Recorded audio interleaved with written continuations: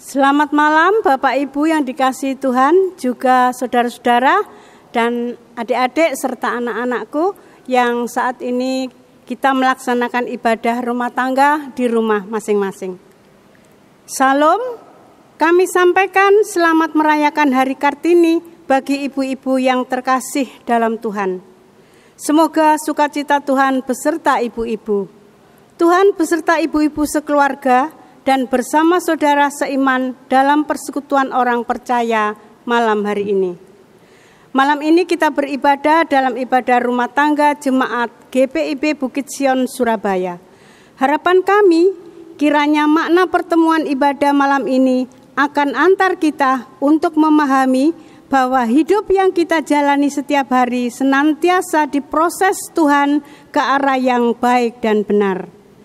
Tuhan bentuk kita menjadi manusia yang memiliki hidup rohani yang baik dalam perilaku sehari-hari. Malam ini saya Penatua Natalia Suparjo sebagai pelayan liturgos dan pelayan firman Penatua Dr. Raymond F. Runtu mengucapkan selamat beribadah. Sidang jemaat terkasih, mari kita berdiri, kita awali perjumpaan dengan Tuhan dalam ibadah ini. Kita bernyanyi dari Kidung Jemaat 5, bait 1 dan 3. Tuhan Allah namamu.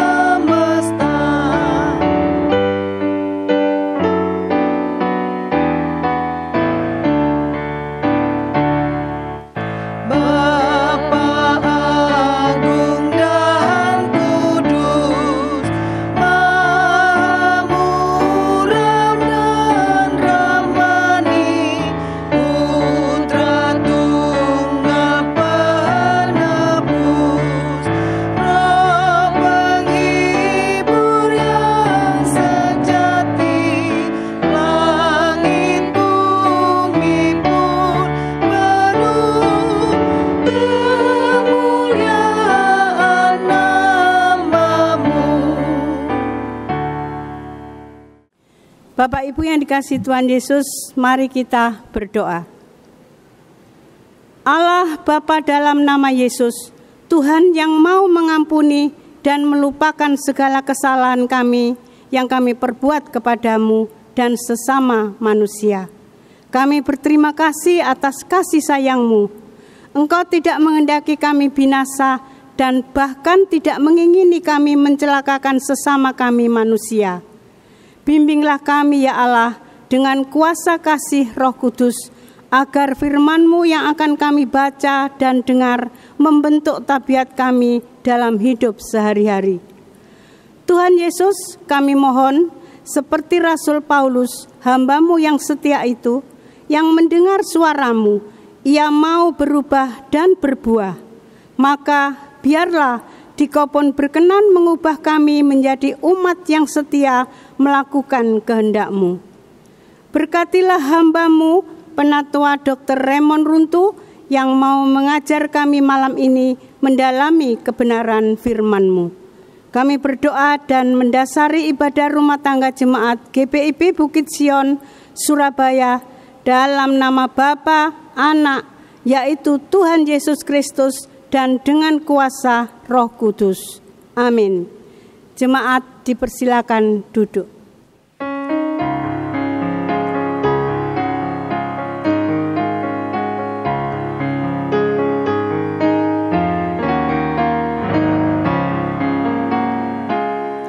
Meski tak layak diriku, tetap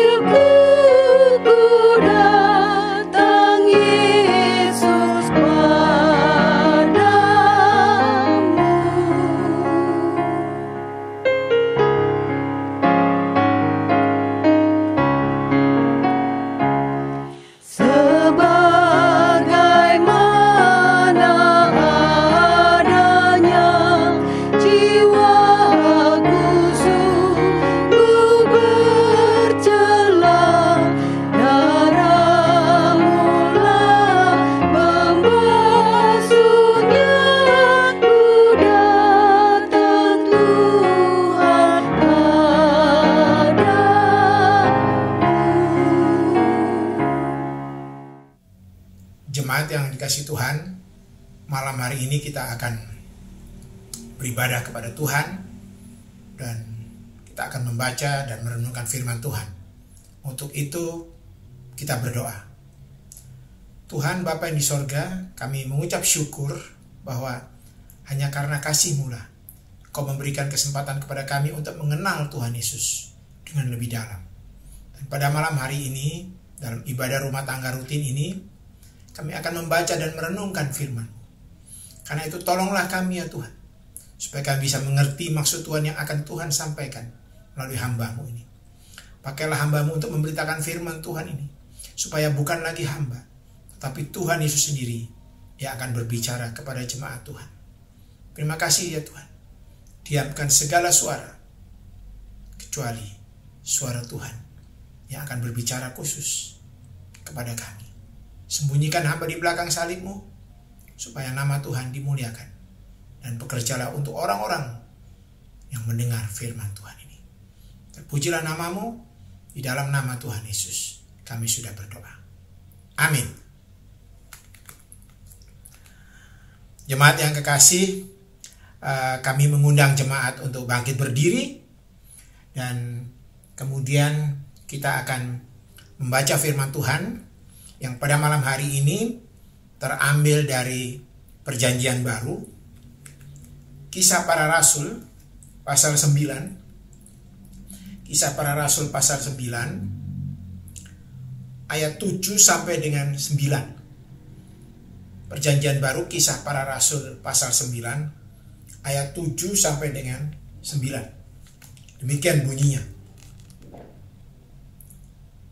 Maka termangu-mangulah teman-temannya seperjalanan, karena mereka memang mendengarkan suara itu, tetapi tidak melihat seorang juga pun.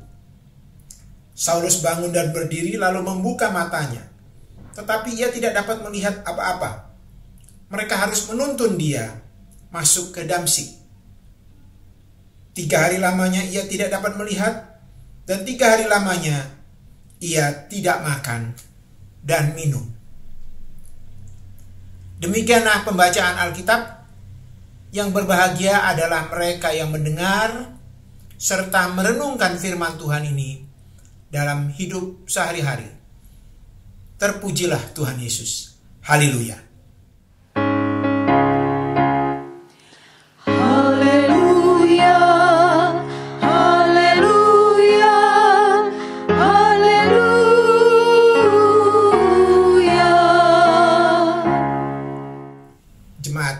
Silakan duduk. Jemaat yang dikasihi Tuhan, malam hari ini kita membaca dari suatu kisah Saulus yang kemudian mengalami transformasi menjadi Rasul Paulus. Kisah ini ditulis oleh Lukas, yang juga menulis Injil Lukas. Di dalam Kisah Para Rasul ini, jemaat yang dikasihi Tuhan, kita bisa belajar tentang bagaimana jemaat Tuhan hidup dalam gereja mula-mula. Hidup dalam gereja purba. Gereja yang pertama kali. Karena di dalam Kisah Para Rasul ini juga kita melihat bahwa untuk pertama kalinya orang-orang yang percaya kepada Tuhan Yesus disebut sebagai orang Kristen. Dan tepatnya itu dimulai di Antiokhia. Kisah tentang transformasi Saulus menjadi Rasul Paulus tidak bisa dipisahkan dari kisah sebelumnya. Kalau kita membaca dalam Kitab Para Rasul ini pada pasal yang ke-7 ya, kemudian pasal yang ke-8 sebelum perikop ini, kita melihat bahwa di situ ada seorang yang percaya kepada Tuhan Yesus menjadi martir. Dialah yang bernama Stefanus. Stefanus ini orang yang percaya kepada Tuhan Yesus, tapi kemudian dia harus mati. Dan kematiannya ini dibenarkan oleh Saulus. Saulus pada waktu itu diberikan tugas oleh para pemimpin agama, para imam yang ada di Yerusalem, untuk menyiksa, bahkan membunuh, melakukan persekusi terhadap orang-orang yang percaya kepada Tuhan Yesus. Dan karena keberhasilannya mempersekusi Stefanus, maka Saulus mendapatkan kepercayaan besar dari para imam untuk melakukan persekusi terhadap jemaat Kristen waktu itu. Maka berangkatlah Saulus yang dibekali oleh sebuah surat kuasa. Berangkatlah dia ke Damsyik. Damsyik itu kalau kita lihat peta hari ini adalah Damaskus di daerah Timur Tengah di sana ya, di daerah Timur Tengah ya. Dan dari Yerusalem ke Damsyik ini kalau kita lihat peta sekitar 200 km jaraknya. Saulus berangkat dengan membawa surat kuasa itu untuk menyiksa, membunuh orang-orang yang percaya kepada Tuhan. Saulus berangkat dengan satu kepercayaan diri yang besar, yang kuat, bahwa dia bisa menghancurkan umat Tuhan. Karena apa? Karena dia mempunyai surat kuasa dari imam besar yang ada di Yerusalem. Dalam perjalanannya, Bapak Ibu jemaat yang dikasihi Tuhan, dalam perikop ini juga diceritakan, tiba-tiba Rasul Paulus ini yang sebelumnya bernama Saulus, itu ketika dia dalam perjalanan ke Damsyik, tiba-tiba muncullah cahaya dari langit. Dan kita tahu bahwa inilah kehadiran Tuhan. Jemaat yang dikasihi Tuhan, kehadiran Tuhan bisa dalam bentuk macam-macam. Dalam perjanjian lama kita tahu bahwa ketika Nabi Musa bertemu dengan Tuhan, maka Tuhan hadir dalam nyala api di dalam semak-semak. Tapi semak belukar itu tidak terbakar. Ya. Itulah kehadiran Tuhan.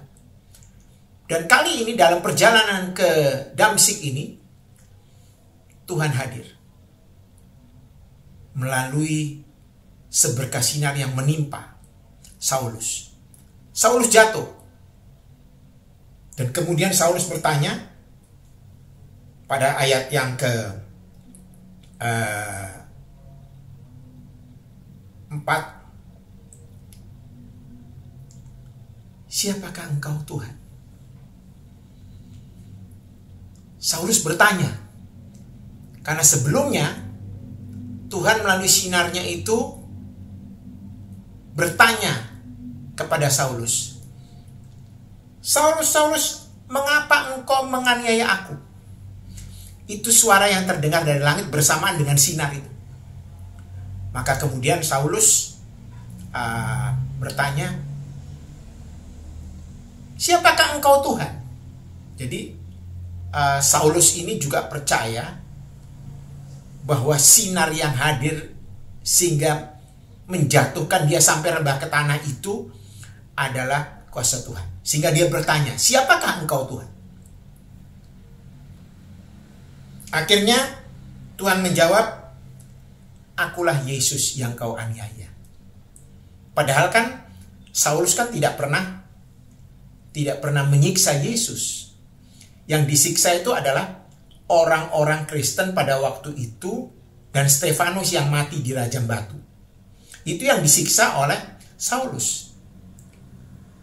Tetapi di dalam sinar yang kemudian menjatuhkan Saulus sampai tersungkur itu, Tuhan berkata, "Akulah Yesus yang kau aniaya itu." Maka kemudian kita tahu bahwa setelah itu, setelah Saulus jatuh rebah ke tanah, dia ditolong teman-temannya. Dan kemudian ketika Saulus bangun, kita tahu bahwa Saulus tidak bisa melihat apa-apa. Dan kemudian oleh teman-temannya dia diantar masuk ke kota Damsyik. Dan 3 hari lamanya ia tidak bisa melihat. Dan juga 3 hari lamanya ia tidak bisa makan dan minum. Baru kemudian di Damsyik dia bertemu dengan seorang murid Tuhan yang bernama Ananias. Disitulah kemudian Saulus ini dipulihkan. Dan di dalam catatan sejarah gereja, jemaat yang dikasihi Tuhan, ketika Saulus kemudian bertobat dan percaya kepada Yesus, dia membutuhkan persiapan yang cukup lama. Sekitar 13 atau 14 tahun dia harus mempersiapkan diri. Padahal Saulus ini adalah ahli Taurat. Dia dari golongan orang Farisi. Ya. Para ahli Taurat yang mengerti betul tentang Taurat. Ya. Tapi untuk persiapannya menginjili, ya, bersama dengan rekan-rekan murid-murid yang lain, Paulus harus belajar lagi. Dan cukup lama waktu yang dibutuhkan. Dan kita tahu Bapak Ibu Saudara yang kasih dalam Tuhan, bahwa gereja Tuhan di masa itu akhirnya berkembang. Pada waktu Pentakosta, Bapak Ibu kasih yang dalam Tuhan, itu orang yang percaya itu baru sekitar 120 orang. Pada waktu Pentakosta itu, murid-murid Tuhan itu berkumpul dalam sebuah rumah, dan kemudian Roh Kudus itu turun dalam bentuk nyala api yang hinggap di kepala murid-murid. Waktu itu ada sekitar 120 orang kemudian yang menjadi percaya. Itu terlihat dalam Kisah Rasul-Rasul pasal 1 ayat 15. Dan kemudian berkembang dalam pasal 2 menjadi 3.000 orang. Dan kemudian pasal 4 menjadi 5.000 orang laki-laki. Berarti yang perempuan belum dihitung. Dan kemudian dalam pasal 6 dikatakan jumlah itu semakin bertambah. Bahkan imam pun menjadi percaya. Jadi di pasal 6 Kisah Para Rasul itu dikatakan para imam sudah mulai percaya kepada Yesus yang disalibkan, mati dan bangkit. Dan kemudian diakhiri dalam pasal itu, dalam Kisah Para Rasul ini pasal 9, bahwa jumlah mereka makin bertambah. Itulah kisah daripada gereja mula-mula, gereja purba. Dan Rasul Paulus terlibat di dalamnya. Tapi sebelum Rasul Paulus memberitakan Injil, bahkan sampai ke penguasa Romawi, Rasul Paulus menyiapkan diri untuk waktu yang cukup lama. Untuk belajar dengan sungguh-sungguh. Supaya ketika nanti dia memberitakan firman Tuhan, maka dia memberitakan dengan benar. Ajaran-ajaran itu harus disampaikan dengan benar.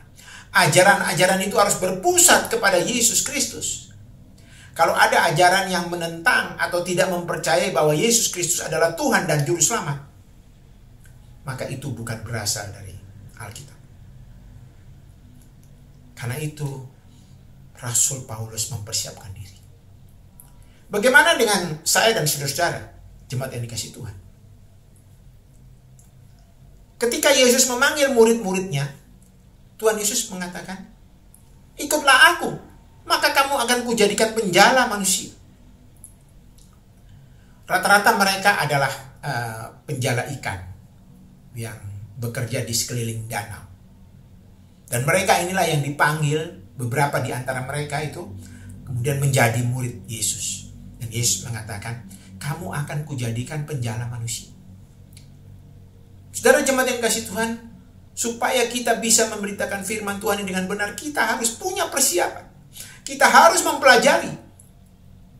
Kalau jemaat belum merasakan mantap, silakan nanti konsultasi dengan pendeta. Minta ajar kepada Bapak Pendeta. Pak Pendeta ajari saya supaya saya mengerti akan firman Tuhan. Supaya firman Tuhan itu betul-betul membenam dalam diri dan pikiran saya. Dan kemudian saya belajar mempraktekannya. Harus ada persiapan yang matang, saudara-saudara yang kasih dalam Tuhan. Supaya apa yang kita ajarkan itu tidak salah. Jangan sampai nanti orang menangkap sesuatu yang salah karena kita tidak mengerti terlebih dahulu. Karena itu belajarlah. Banyak buku, banyak bacaan di internet, banyak. Persiapkan diri kita. Tidak harus setiap orang harus jadi pendeta. Atau tidak harus setiap orang harus jadi majelis. Tidak. Menjadi warga jemaat gereja biasa-biasa saja tidak apa-apa. Tapi hidup kita harus mengalami pembaharuan di dalam Tuhan. Apabila ada di antara kita yang belum melayani Tuhan, maka bersiaplah. Mungkin Tuhan mempersiapkan saudara-saudara untuk nantinya dipakai Tuhan dengan cara yang luar biasa.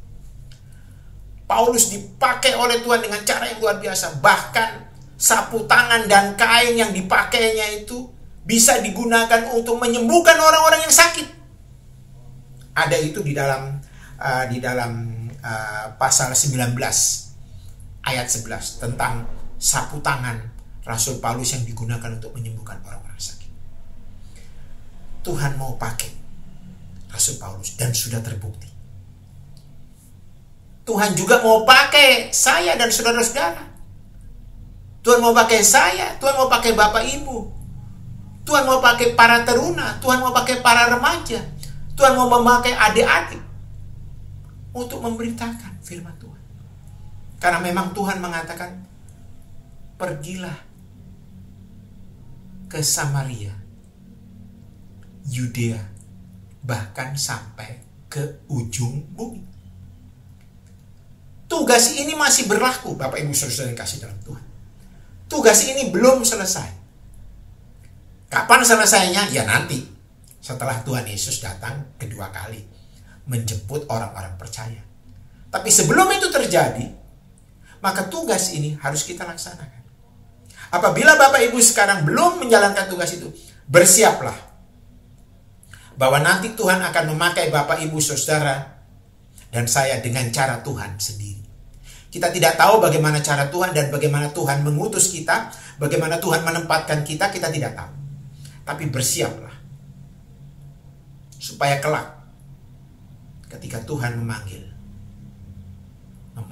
untuk penugasan yang baru, saya, Bapak, Ibu, dan saudara-saudara sudah siap. Sebagaimana Rasul Paulus menyiapkan diri untuk menyebarkan Injil. Amin.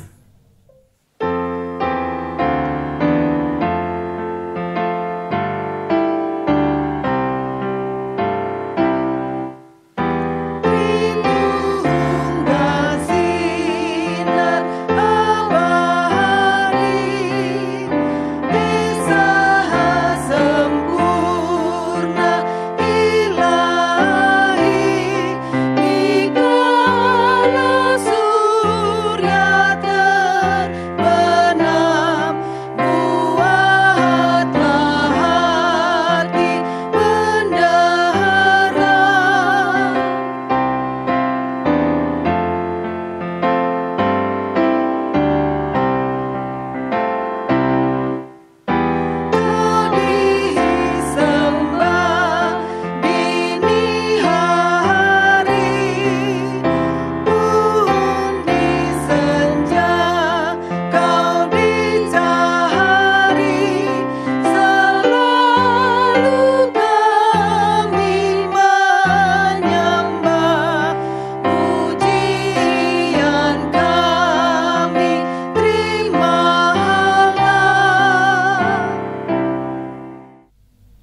Saudara-saudara jemaat yang dikasihi Tuhan, sekarang kita akan masuk di dalam doa syafaat. Mari kita berdoa. Tuhan Bapa di surga, kami bersyukur bahwa firman Tuhan sudah diberitakan. Berkatilah firman Tuhan ini, supaya firman Tuhan ini bisa mendatangkan buah-buah kebenaran. Dan setiap orang yang melaksanakan firman Tuhan ini memperoleh berkat dari Tuhan. Berkati firman Tuhan yang sudah diberitakan. Terima kasih ya Tuhan. Tuhan, dalam rangkaian doa syafaat ini, kami mau berdoa untuk keluarga-keluarga yang menghadapi pergumulan. Pergumulan ekonomi, pergumulan rumah tangga, pergumulan anak orang tua, pergumulan suami istri, pergumulan pekerjaan. Apapun itu, Tuhan tolong. Jangan biarkan jemaat-Mu bergumul sendiri, tapi berikanlah jalan keluar. Berikanlah kami ketabahan dalam menghadapi semuanya ini. Dan kami percaya bahwa ada titik terang ketika kami berharap pada Tuhan. Dan kami tahu bahwa kami tidak berharap. Kami tidak salah berharap. Kami tahu siapa yang, kepada siapa kami berharap. Terima kasih ya Tuhan. Kami juga mau berdoa untuk bangsa dan negara kami, pemerintah kami yang pada saat ini sedang berupaya untuk menangani kasus COVID dan juga sedang mempercepat vaksinasi. Tuhan, berkatilah bangsa dan negara kami, berkatilah pemerintah kami, pimpinan negara kami, mulai dari Bapak Presiden sampai dengan pimpinan terkecil pada tingkat kecamatan, kelurahan, RT RW. Tuhan berkati supaya negara kami ini mendapatkan pemulihan dari penyakit COVID-19 ini yang sudah kami alami lebih daripada 1 tahun ini. Terima kasih ya Tuhan. Kami juga berdoa untuk anak-anak kami yang ada dalam pendidikan. Tuhan kiranya memberikan mereka kepandaian. Bukankah Engkau sudah berjanji bahwa anak-anak Tuhan 10 kali lebih pandai daripada anak-anak dunia ini? Maka berikanlah kepada anak-anak jemaat-Mu supaya mereka bisa menempuh ujian, menempuh berbagai macam tes dengan berhasil setelah mereka belajar dan meminta berkat dari Tuhan. Saya berdoa untuk persidangan sinode ke-21 pada Oktober tahun ini yang diselenggarakan dengan cara daring dan cara luring. Tuhan kiranya mempersiapkan segala sesuatunya.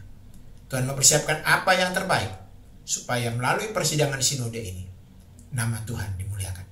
Berkati panitia dengan segala susah payah yang akan menyelenggarakan acara ini. Tuhan, kami juga mau berdoa untuk Akademi Kebidanan Gereusada. Tuhan tahu bagaimana pergumulan akademi ini untuk melangkah lebih lanjut menjadi sekolah tinggi ilmu kesehatan.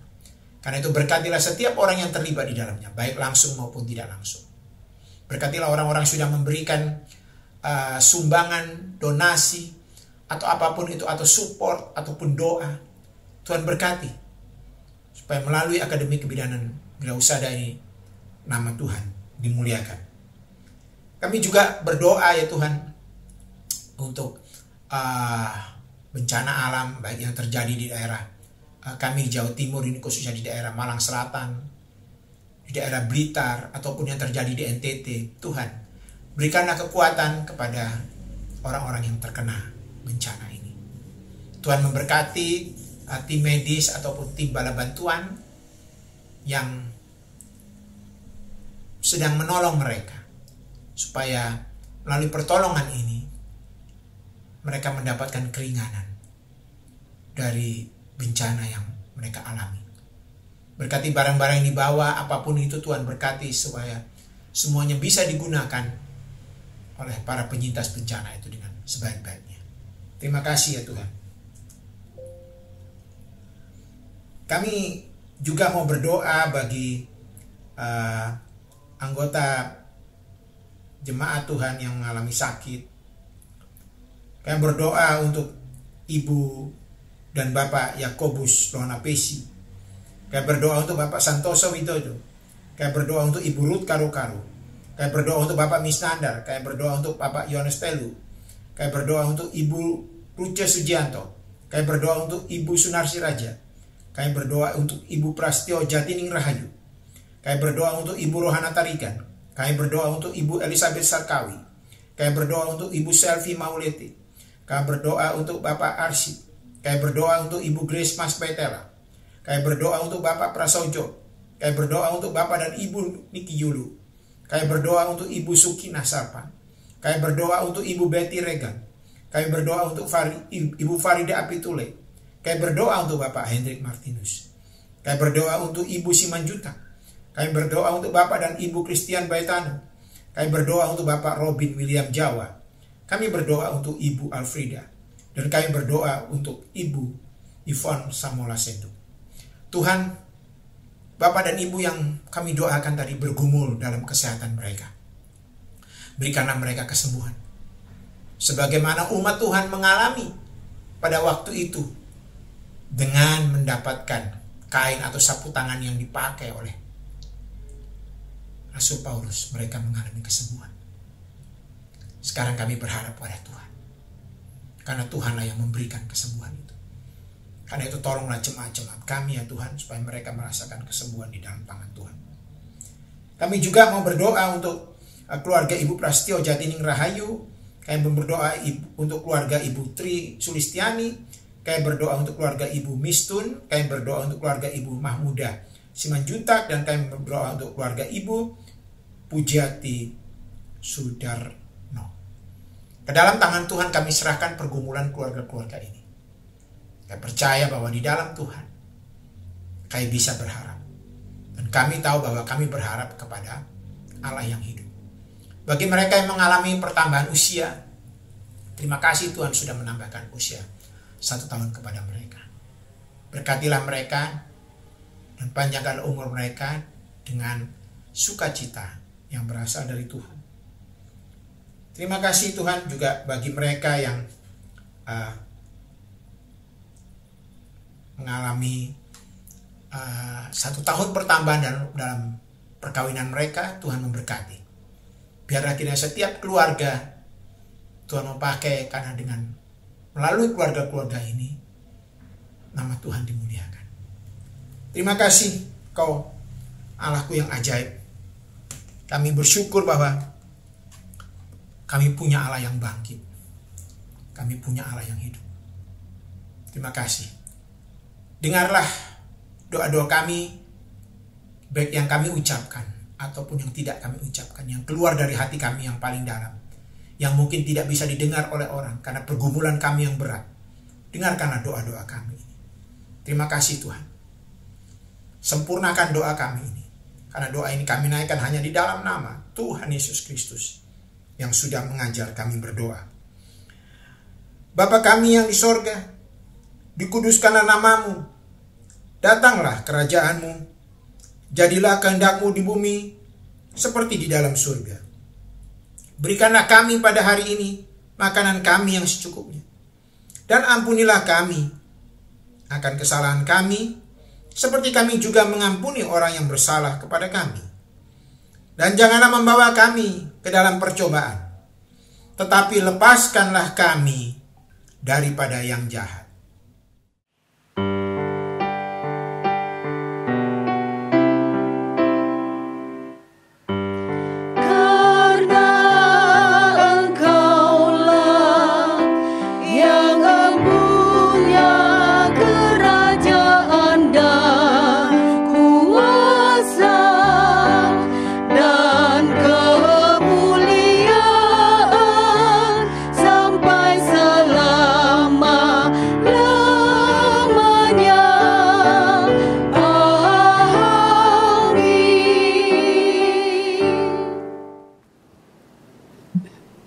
Tibalah saatnya kita untuk memberikan persembahan kepada Tuhan.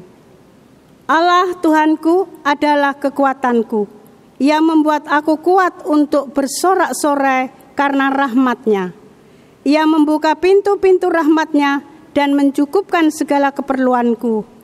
Hanya oleh Tuhan sajalah saudara-saudari kita menikmati hidup yang penuh damai dan sejahtera.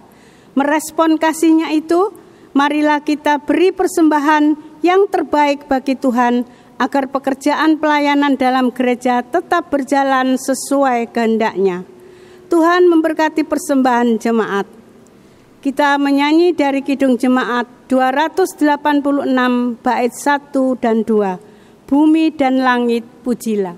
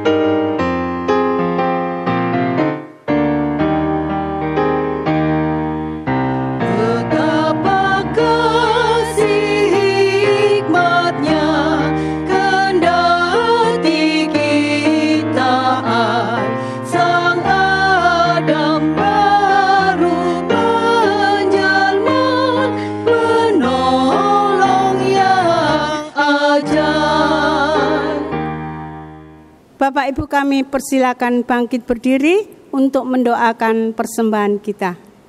Allah sumber rahmat, terimalah persembahan syukur kami ini. Jadikanlah persembahan ini sebagai tanda cinta kasih dan demi mewujudkan keadilan pada sesamamu. Dengarlah doa kami ya Yesus, Tuhan sumber hidup kami. Amin. Jemaat tetap berdiri. Sidangnya jemaat yang dikasihi Tuhan. Jalanilah hidup ini dengan sebuah keyakinan bahwa Tuhan tidak akan meninggalkan saudara-saudara sekalian. Ia akan memproses kita menjadi pembawa berkat bagi sesama. Karena itu, marilah kita memuliakan Tuhan di dalam segala hal, di setiap waktu kehidupan kita.